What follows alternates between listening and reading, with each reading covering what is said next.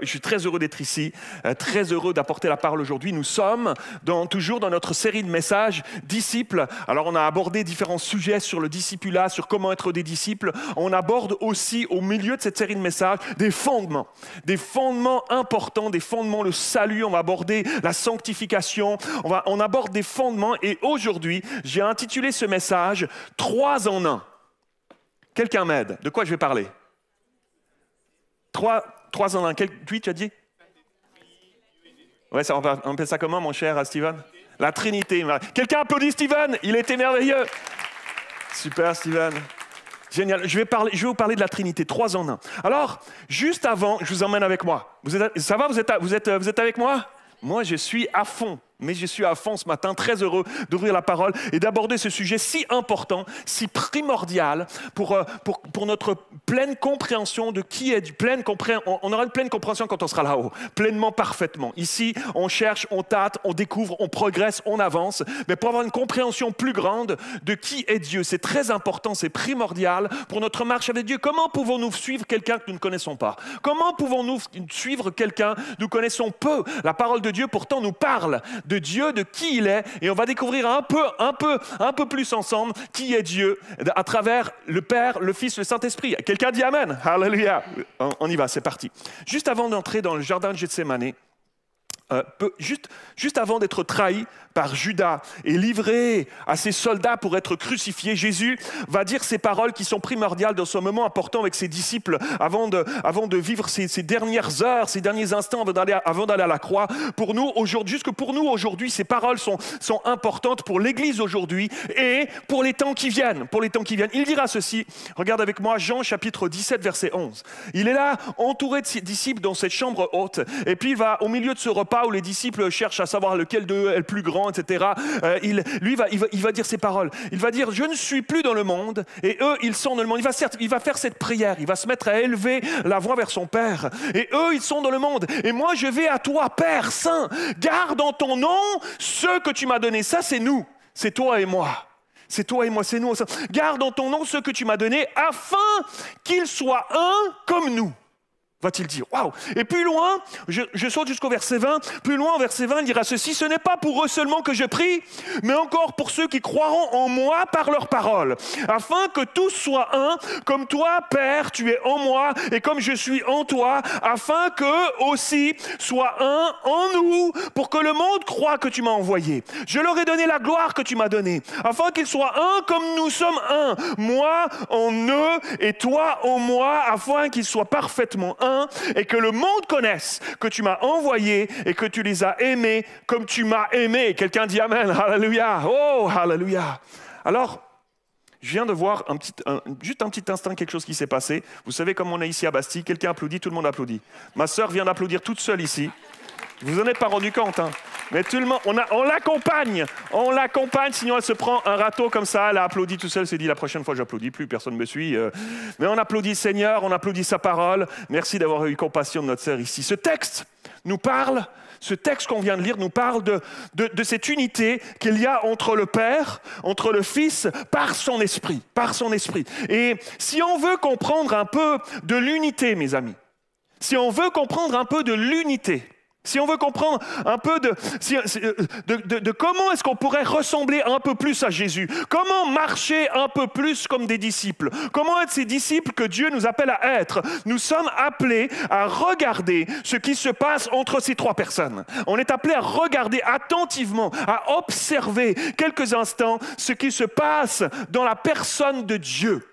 Regardez, déjà l'Ancien Testament, dès le début de la parole de Dieu, nous parle de ce Dieu unique, mais pluriel.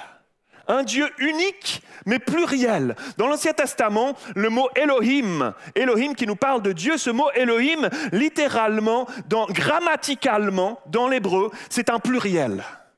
Elohim, pour désigner Dieu, grammaticalement, dans l'hébreu, est un pluriel. Donc on pourrait lire, si on lit le premier verset du premier chapitre de la Bible, Genèse 1, verset 1. On pourrait lire ceci, on connaissait Bereshit bara Elohim, nous dit l'hébreu. Ça dit littéralement, au commencement dans nos Bibles, au commencement Dieu créa les cieux et la terre. Vous connaissez, vous connaissez ce verset. Donc normalement, Bereshit bara Elohim, c'est un pluriel. On devrait le lire ainsi, au commencement, les dieux créa les cieux et la terre. Pas les dieux créèrent, les dieux créa, parce qu'ils sont trois en un. C'est incroyable, c'est extraordinaire. Regardez ce que nous dit Exode, chapitre 20, verset 5. Alors, on pourrait dire alors, l'Éternel, moi l'Éternel, ton Dieu, je suis un Dieu jaloux. C'est ça qu'on a dans nos Bibles. Mais littéralement, c'est Elohim. Donc, on devrait lire, moi l'Éternel, tes dieux, je suis un Dieu jaloux. Parce que ça dit Elohim, elle. Elle, c'est un singulier. Donc, Elohim, moi l'Éternel, Elohim, tes dieux. Les trois, je suis un Dieu jaloux. Je suis un Dieu jaloux extraordinaire. Regardez, Genèse chapitre 1, verset 26. Puis Dieu dit, quand il créa l'homme, Dieu dit, faisons. Il ne dit pas, je vais faire. Il dit, faisons l'homme à notre image, à notre ressemblance, et qu'il domine sur les poissons de la mer, sur les oiseaux du ciel, sur le bétail, etc. Et, mes amis, c'est extraordinaire de voir déjà ça. Et dans le Nouveau Testament, ce mystère nous est un petit peu plus clarifié, un petit peu plus dévoilé. Clairement, Dieu un, c'est l'union de ces trois personnes. C'est l'union du Père, du Fils et du Saint-Esprit. C'est ce qu'on appelle la Trinité. Merci Steven. C'est ce qu'on appelle la Trinité. Au baptême de Jésus, rappelez-vous, Matthieu chapitre 3, tout au début de son ministère, au baptême de Jésus, il est dit que le Fils était là, Jésus incarné, Jésus fait chair, il était là, le Fils était là à son baptême.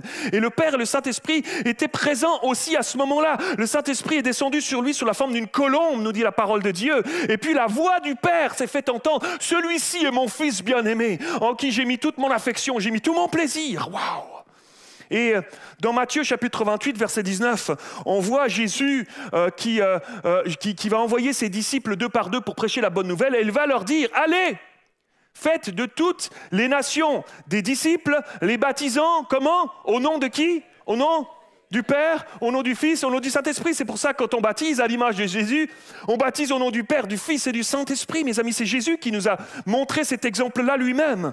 Et l'apôtre Paul lui-même bénira ses frères. On voit ça dans 2 Corinthiens 13, par exemple, en disant que la grâce du Seigneur Jésus-Christ, l'amour de Dieu, le Père, la communion du Saint-Esprit soit avec vous tous. Jésus-Christ, le Fils, le Père et le Saint-Esprit soient avec vous tous. Il les salue au nom des trois personnes de la Trinité divine. Alors vous me direz, Pasteur Mathieu, ok, c'est bon, d'accord, ok, mais comment ça se passe entre les trois en fait? Ça se passe comment? C'est quoi la dynamique? Qu'est-ce qui se passe entre les trois? La Bible nous déclare que Dieu le Père, c'est le Créateur souverain. Il est au-dessus de nous. Et Dieu le Fils, c'est le Sauveur. Il est avec nous. Et Dieu le Saint-Esprit, c'est le Consolateur. Il est en nous. Alléluia. Quelqu'un dit Amen. Alléluia. Ceci dit, la Bible insiste continuellement, du début jusqu'à la fin, insiste continuellement sur l'harmonie, la communion et la collaboration qui unissent ces trois personnes de la divinité. Ce n'est pas chacun pour soi. Alors ok, d'accord, on est trois dieux, ça marche. Alors moi, ça c'est mon domaine. Ok, la frontière elle est ici, l'autre frontière elle est là. Ça c'est le Père. Ok, le Fils. Alors le Fils, la frontière elle est là. À partir d'ici c'est toi, c'est ton domaine. Ça c'est le Fils. Et puis le Saint-Esprit. Alors ça c'est ton domaine. Chacun on fait nos trucs. Chacun on a nos petites responsabilités, on a nos choses qu'on sait qu'on a à faire, etc. On se côtoie de temps en temps, mais voilà. Non, la Trinité, ça n'est pas trois personnes de la Trinité, trois dieux distincts qui sont de temps en temps ensemble et qui s'aiment bien, qui se respectent et qui s'aiment bien. Non, ça tendrait vers le polythéisme. Nous ne croyons pas en trois dieux. Nous ne croyons pas en trois dieux, nous croyons en un Dieu.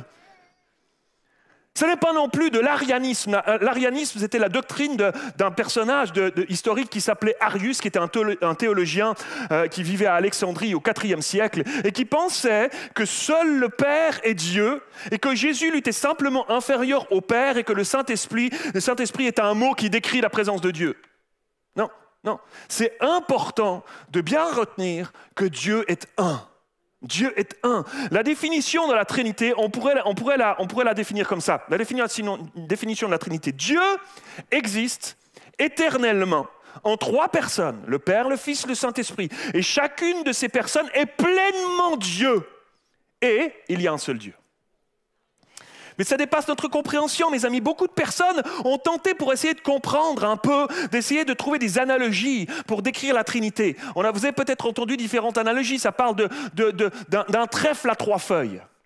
Pas le trèfle à 4 feuilles, ça c'est autre chose. Hein. D'accord, le trèfle à 4 feuilles, c'est le truc de la superstition de je vais être riche si je trouve un trèfle à 4 feuilles. Mais un trèfle à 3 feuilles, imagine-toi, un trèfle à 3 feuilles. Il y a 3 feuilles et puis ça fait partie de la même plante. Ah ouais, ça paraît logique le truc. Sauf que non, sauf que les 3 feuilles sont que des feuilles. Les 3 feuilles ne sont pas pleinement la plante. Chaque feuille n'est pas la plante en elle-même. Une feuille, c'est une feuille qui fait partie de la plante. C'est limité, alors que les 3 personnes de la Trinité sont distincts, mais ils sont chacun pleinement Dieu aussi. Donc, c'est limité. Certains d'autres vont prendre l'exemple d'un arbre. Il y a le tronc, il y a les branches, il y a les racines. Chacun a son rôle, etc. Oui, ok, ça peut décrire.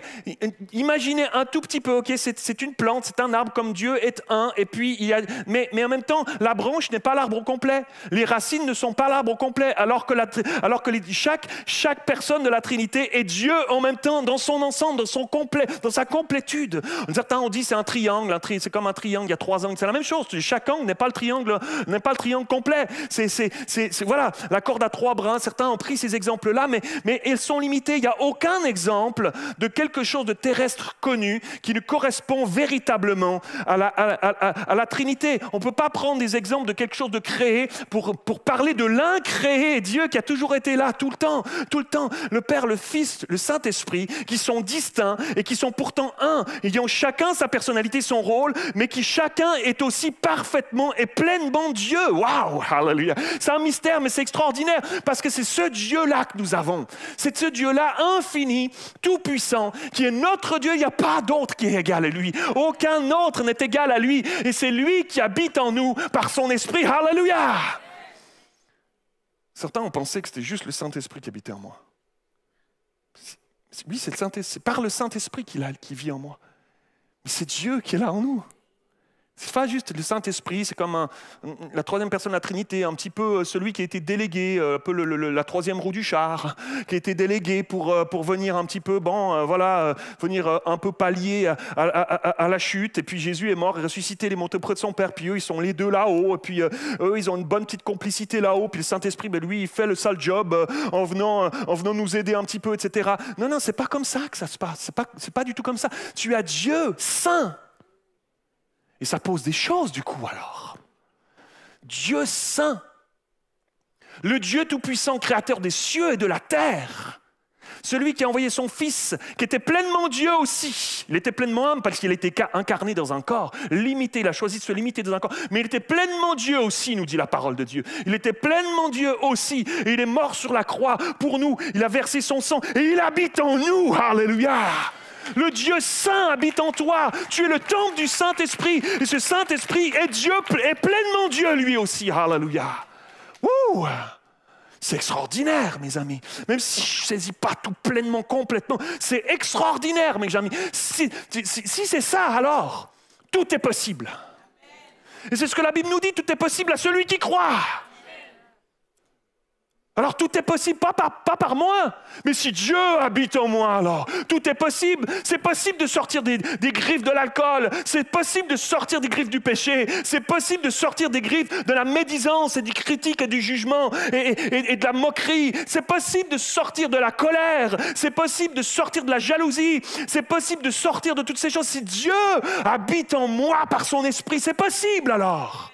C'est uniquement pour cette raison-là que c'est possible. Uniquement pour cette raison-là que c'est possible. Parce que quand tu y essayes par tes propres forces, tu n'y arrives pas. C'est parce que c'est Dieu qui est en toi que c'est possible. Ne minimise plus le Saint-Esprit. Le Saint-Esprit est pleinement Dieu. Alléluia. J'avais hâte de vous partager ça. Alléluia. Mais ce qu'il faut retenir, 3 choses qu'il faut retenir ensemble. Dieu, premièrement, Dieu existe éternellement en 3 personnes, Dieu le Père, le Fils, le Dieu, le Saint-Esprit, ok? Deuxièmement, ces 3 personnes sont complètement égales en attributs, chacune avec la même nature divine, ok? Alléluia. Oh, je sais que le Saint-Esprit est en train de poser des fondations dans ta vie. Tu ne l'avais pas vu comme ça. Tu ne l'avais pas saisi comme ça. Tu t'étais pas intéressé à ça, tu n'avais pas creusé, tu n'avais pas encore entendu ça. Et tu minimisais le Saint-Esprit. Alléluia. Et le Seigneur est en train de reposer des fondements dans ta vie aujourd'hui. Il repose des fondements. Ces 3 personnes, elles sont égales. Elles sont égales en attributs, chacune avec la même nature divine. Troisièmement, bien que chaque personne soit pleinement et complètement Dieu, comme on vient de le voir, ces 3 personnes ne sont pas identiques. Les différences entre le Père, le Fils et le Saint-Esprit se trouvent dans la façon dont ils se rapportent les uns aux autres et le rôle que chacun joue dans la réalisation de leur but unifié. Wouh, hallelujah. Mais c'est extraordinaire. Tu pourras prendre des notes. Viens vers moi à la fin, je te redirai toutes ces choses-là. C'est extraordinaire. Il faut que tu aies noté ça quelque part dans ta Bible, dans ton cœur, gravé dans ta mémoire, dans ton cœur. Mes amis, on n'a pas le temps de rentrer dans les détails, mais je vais même arrêter sur un point ce matin ensemble. Très important. C'est l'unité. L'unité merveilleuse, l'unité, mes amis, miraculeuse qu'il existe entre le Père, le Fils et le Saint-Esprit, distincts mais indivisibles, unis ensemble. Et cette unité qui est mystérieuse et qui est merveilleuse en même temps, c'est cette unité-là que Dieu a voulu mettre devant nous pour nous montrer, pour nous encourager à chercher cette même unité entre nous.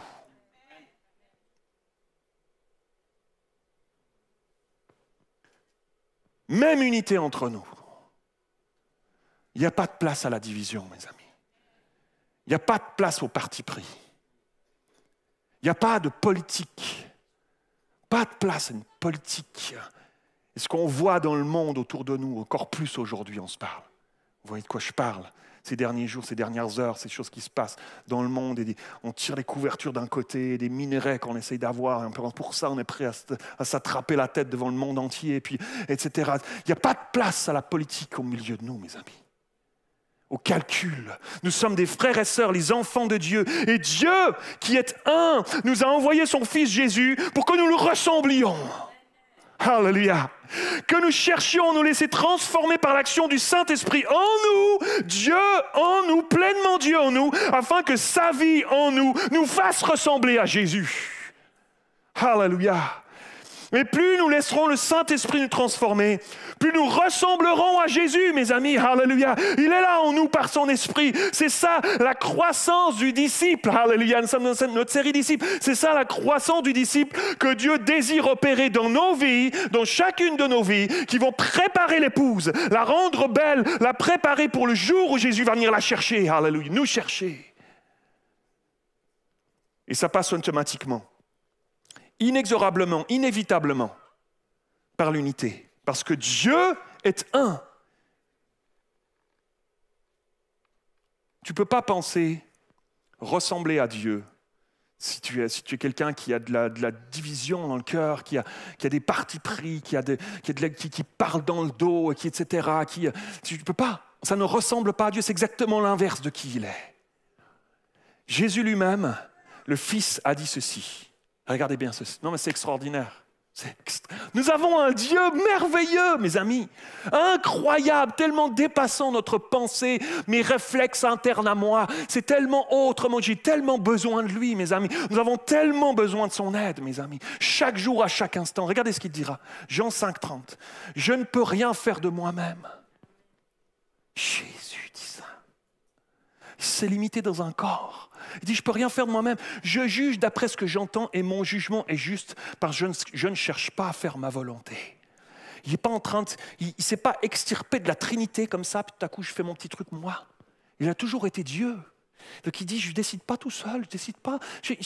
On est ensemble, on est les trois ensemble, c'est Dieu. On est unis, je ne peux pas faire autrement. Je ne cherche pas à faire ma volonté, mais celle du Père qui m'a envoyé. Waouh! Tu ne peux pas expérimenter plus de Jésus dans ta vie sans que cela s'accompagne par une dynamique d'unité entre nous à l'image de Dieu. Amen. Une unité entre nous à l'image de Dieu. C'est les liens de l'amour de Dieu, mes amis. Parce que Dieu, dans son essence, dans sa nature, est amour, mes amis. C'est l'essence, c'est les liens de l'amour. Et la Bible nous dit que c'est à ceci que le monde verra que nous sommes ses disciples. À quoi? À l'amour que vous avez les uns pour les autres. Je n'ai pas entendu d'amen. Alléluia. Waouh. Jean 13, 35. L'unité. Mes amis, l'unité, c'est un des effets de l'amour. Et là où il n'y a pas d'unité, il n'y a pas d'amour. Là où il y a de l'amour, l'unité prend place. L'amour, le respect, le pardon, parce qu'on n'est pas parfait. On se trompe. Parfois on peut blesser, mais il y a du « je te demande pardon » et il y a du « je te pardonne ». Il y a de l'amour, mes amis. Et c'est ça qui crée l'unité. Et c'est ça dont nous avons besoin et c'est ça dont nous aurons besoin. Nous vivons dans des temps troublés. Ces derniers jours déstabilisent encore plus l'échiquier mondial, politique, politico-économique, mondial. Mes amis, plus le temps va passer, moins nous pourrons nous permettre de passer par-dessus ces choses. Mes amis, l'ennemi rôde comme un lion rugissant cherchant qui dévorer parce qu'il sait que les temps sont courts. Il sait que les temps sont courts. Jésus revient bientôt.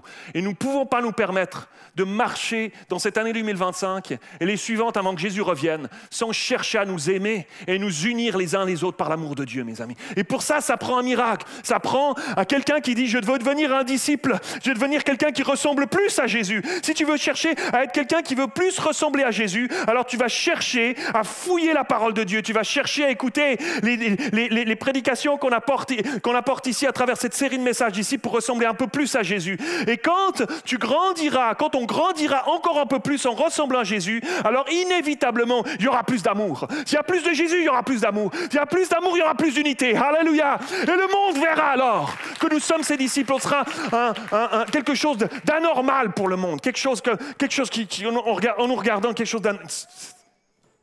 Ils sont pas que là. Plus les temps vont passer, plus ça deviendra anormal, je vous le dis. Plus ça deviendra anormal. Gary Edmond, qui est le secrétaire général, qui était peut-être le secrétaire général, ça date déjà un petit peu cette citation que je vais vous donner, de l'Alliance évangélique mondiale, dira ceci. L'unité n'est pas un choix si l'on veut faire la volonté de Dieu. C'est un impératif. Jésus, dans une prière adressée à son Père, demande que ceux qui croient en lui, c'est celle qu'on a lue tout à l'heure, soient unis. Il aurait pu demander à son Père que nous puissions tous avoir une belle maison, mais il a préféré demander qu'ils soient un. Être unis est donc quelque chose de décisif pour le royaume de Dieu. Wow.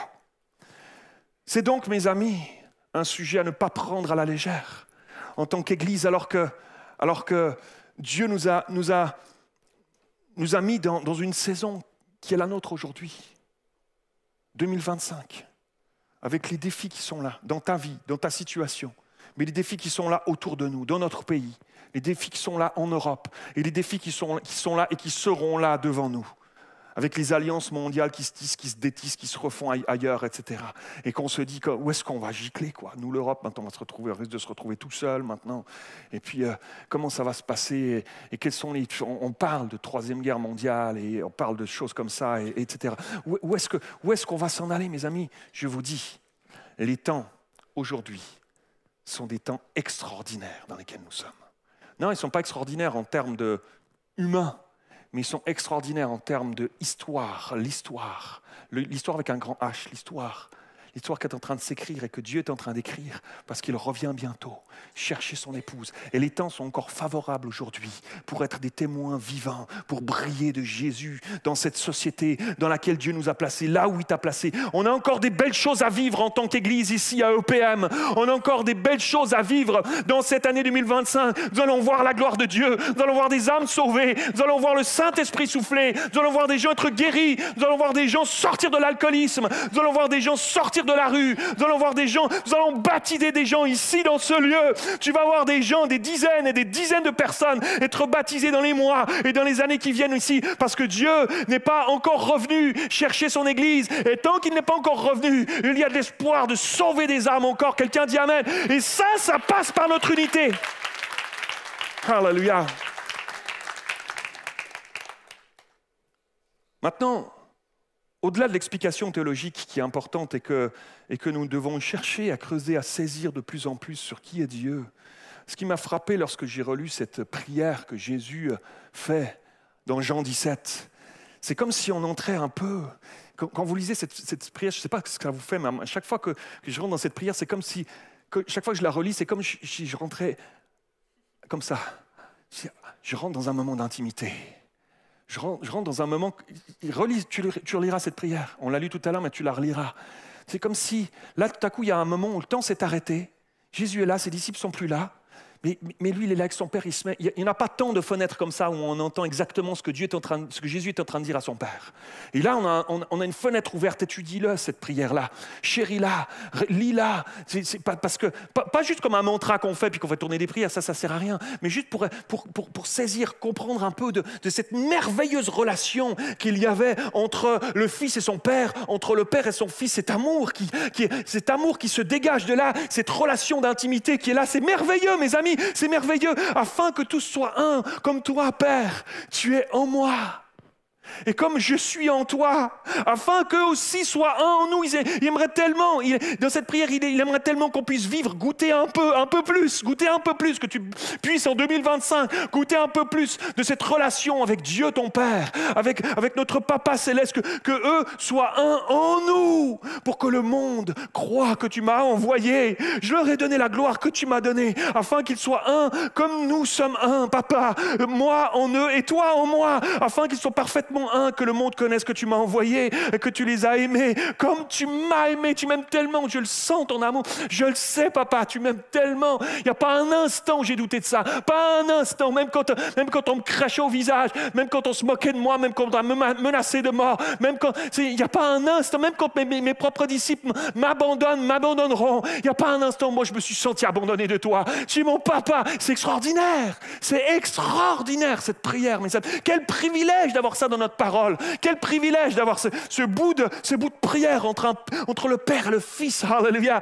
Et entre le Fils et le Père. Waouh. Il y a ce lien puissant, il y a cette tendresse qui unit Jésus à Dieu dans cette prière. Comme un moment arrêté dans le temps quand on la lit. Waouh.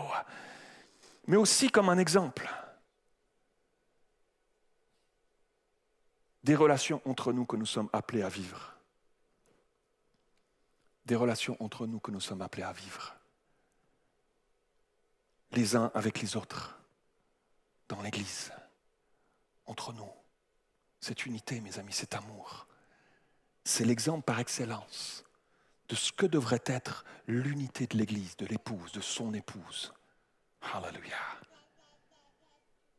C'est notre exemple, mes amis, pour vivre ça parmi nous, pour vivre ça entre nous.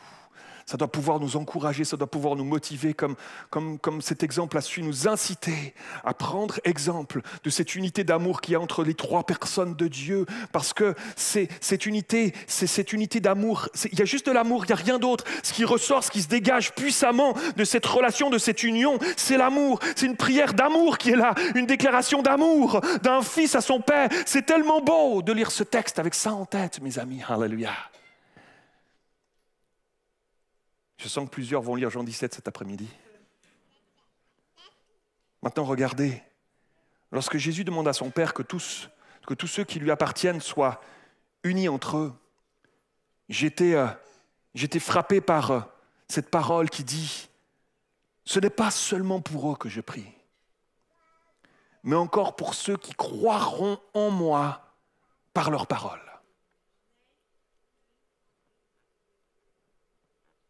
Bien sûr, c'est pour nous, mais c'est jamais juste pour nous. Avec Dieu, c'est jamais seulement pour nous. C'est plus, c'est pour plus. Il pense aux autres. Il pense à ceux qui croiront. Alléluia. Il pense en fait à ceux qui ne croient pas encore. Il pense à ceux qui sont en train de marcher dans la rue que je vois depuis que je prêche, que vous ne voyez pas, vous leur tournez le dos. Ceux qui passent dans la rue là. Je vous aime tellement, les amis. Mais ceux-là, on est appelés à les aimer aussi. Et le cœur du Père, il saigne, crie pour eux, il pleure pour eux, pour ceux qui sont encore perdus. Et il va expliquer cela, Jean 17, 21. Jésus va expliquer pourquoi, en fait. Voir des chrétiens s'aimer, voir des chrétiens se pardonner, voir des chrétiens se réconcilier, va amener ceux qui les côtoient, ceux qui nous côtoient, à croire à la validité de notre message et à reconnaître que Jésus est le Fils de Dieu. Parce que le monde ne produit pas si peu ces choses-là. Et je crois que tout l'enjeu est là. À 2 reprises dans ce texte, Jésus va parler de ça. À 2 reprises, il va dire, pour que le monde croie que tu m'as envoyé. Il est en train de prier, pour que le monde croie que tu m'as envoyé. Et verset 23, afin qu'ils soient parfaitement un et que le monde connaisse que tu m'as envoyé et que tu les as aimés comme tu m'as aimé. Waouh! Mes amis, l'unité, c'est le terreau pour marcher ensemble dans cette année 2025, ici à EPM. Une corde à laquelle on va tirer ensemble, mes amis. Une corde à laquelle on va tirer ensemble. Attrape la corde avec moi, mes amis, puis on va la tirer ensemble pendant cette année. Quelqu'un dit amen. On va tirer à cette corde de l'unité pour atteindre le monde ensemble, pour atteindre le monde autour de nous, qui a besoin de voir cet amour au milieu de nous, mes amis. Mes amis, écoutez bien ceci. Une église qui évangélise, ce n'est pas juste des campagnes d'évangélisation. Ce n'est pas juste des concerts dans la fête de la musique, des maraudes ou des soupes populaires ou toutes sortes de choses. Tout ça, c'est bien, on le fait aussi. Et c'est très important, ces choses. Comprenez-moi bien. Mais d'abord, une église qui est évangélisante. C'est une église d'abord qui est unie et qui s'aime et qui, parce qu'elle s'aime, aime son prochain. Ça, c'est un puissant message qui interpelle le monde. Ça, c'est un puissant message qui interpelle les gens autour de nous, mes amis, par des actes d'amour que nous sommes appelés à propager entre nous, au milieu de nous et autour de nous. Quelqu'un dit amen, alléluia. Regardez ce que dit quelques versets. 1 Pierre, chapitre 1, verset 22. Ayant purifié vos âmes en obéissant à la vérité, pour avoir un amour fraternel sincère, aimez-vous ardemment les uns les autres de tout votre cœur. Je pensais que j'aurais un rugissement, mais ce n'est pas encore là. 1 Jean, chapitre 4, verset 7. Bien-aimés, aimons-nous les uns les autres, car l'amour est de Dieu. S'il est de Dieu, on est censé l'exprimer si le Saint-Esprit habite en nous. Ça veut dire peut-être que s'il n'est pas tant que ça, c'est que le Saint-Esprit n'a peut-être pas autant de place qu'il le devrait. Waouh! Car quiconque aime est né de Dieu et connaît Dieu. Alléluia. 1 Jean 4, 12. Personne n'a jamais vu Dieu. Si nous nous aimons les uns les autres, Dieu demeure en nous et son amour est parfait en nous. Les gens verront Dieu à travers nous alors, à travers nos comportements, à travers cette unité, à travers l'amour, à travers le pardon. Les gens verront Dieu. Ils n'ont pas encore vu Dieu, mais ils le verront là. Alléluia. Jean chapitre 13, verset 35. À ceux-ci tous connaîtront que vous êtes mes disciples, j'ai cité tout à l'heure, si vous avez de l'amour les uns pour les autres. Alléluia.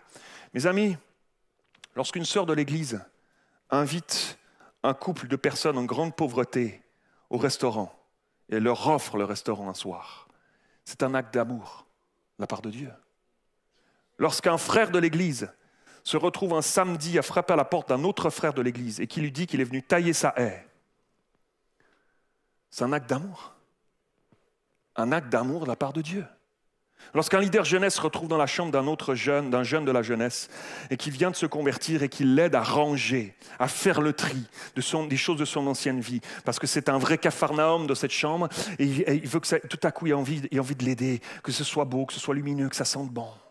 C'est un acte d'amour de la part de Dieu, d'unité. Lorsqu'un couple de l'Église choisit de fêter Noël en invitant chez eux des personnes seules, c'est à Jésus que vous le faites. C'est à Jésus que vous le faites et ça réjouit son cœur. Alors il va répandre quelque chose. Il y a quelque chose qui se déclenche. Il y a quelque chose qui se passe dans le monde spirituel, dans les lieux célestes. Il y a un amour qui se répand alors au milieu, sur ta vie, sur ta famille, au milieu de nous dans l'église quand on se met et qu'on se mettra à pratiquer ces choses, à pratiquer cet amour les uns pour les autres. Et ça interpelle le monde, mes amis. Tout ce que je vous ai cité là comme exemple, ce n'est pas des inventions. C'est des choses qui se sont passées et pour en raconter plein d'autres encore. Nous serions meilleurs amis les uns des autres si nous savions le peu de jours que nous avons à nous aimer.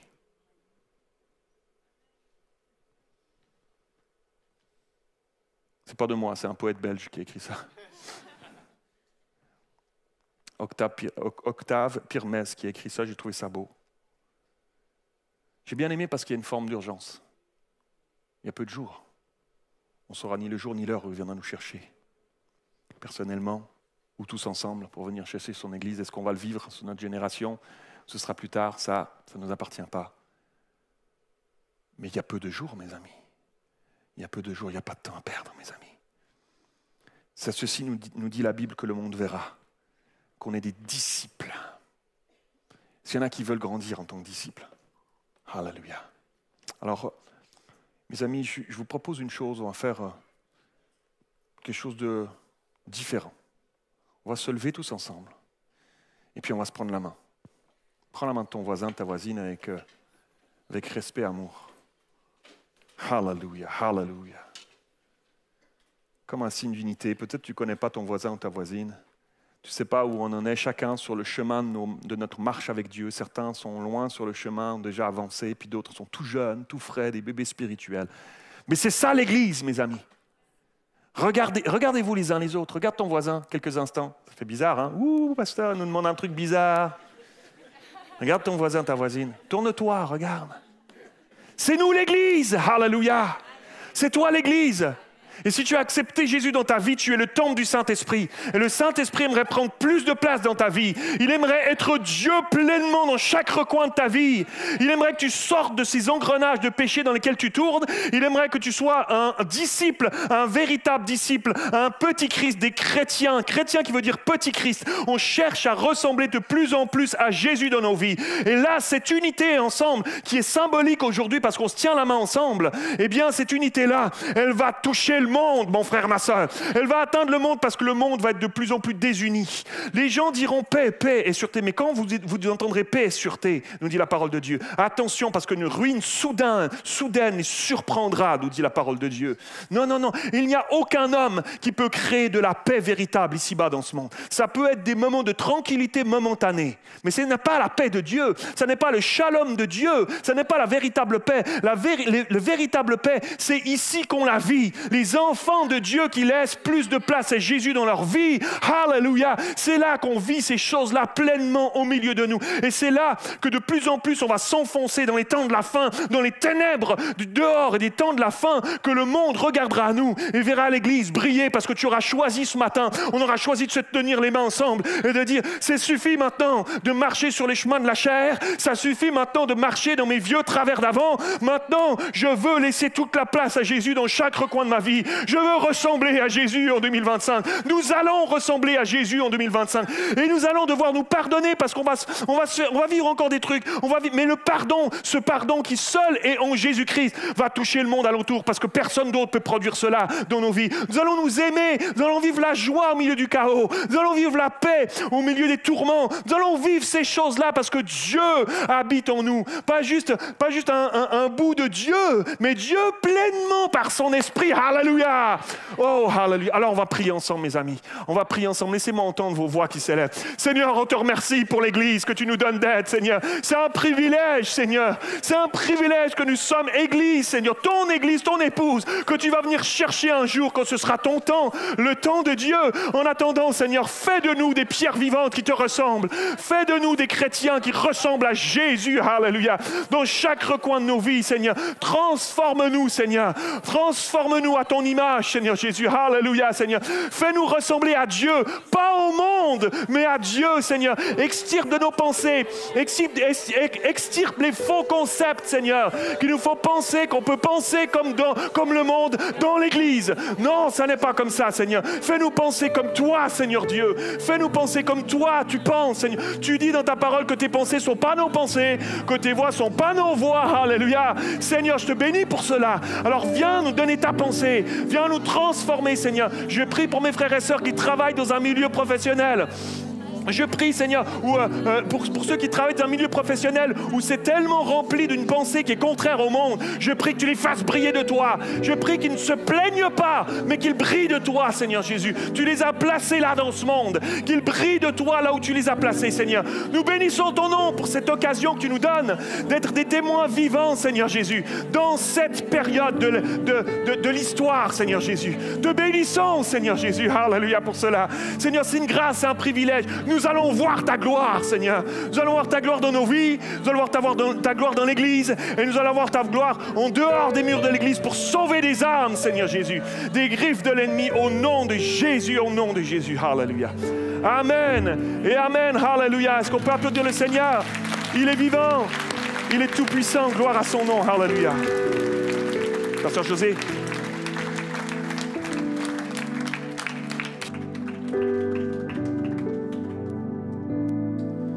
Alléluia. Prenez place, mes amis. Dieu est merveilleux. Notre Dieu est merveilleux, mes amis. Je prie que Dieu donne une passion dans nos vies, une faim, une soif. Une faim, une soif de plus de lui. Ça passera par là dans ces temps de la fin compliqués face auxquels nous sommes, mes amis. Ça passera par là. De quoi sera fait notre année 2025? J'en sais rien du tout. Elle risque d'être compliquée à plusieurs niveaux. Mais je sais une chose, c'est qu'elle sera glorieuse si on cherche à laisser toute la place à Jésus dans nos vies. On ne pourra pas se permettre d'aller ailleurs que là. On ne pourra plus se permettre de faire un petit peu de Dieu puis beaucoup du reste. C'est bon, je me débrouille. Non. Tu ne te débrouilles pas, on ne se débrouille pas. C'est la cata quand on se débrouille par nous-mêmes, mes amis. Tu ne te débrouilles pas. Seigneur, toi, tu t'es débrouillé pour nous sauver en mourant sur la croix. Maintenant, je te laisse toute la place, Seigneur. Amen.